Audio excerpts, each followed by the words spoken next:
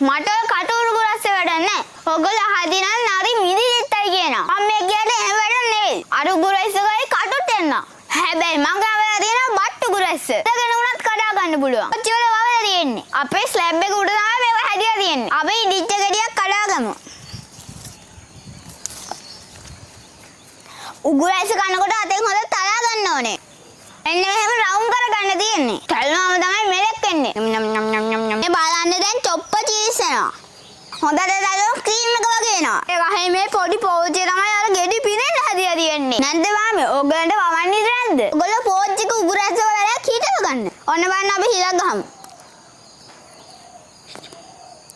ඒ වතුරනේ. මෙන්න බලන්න.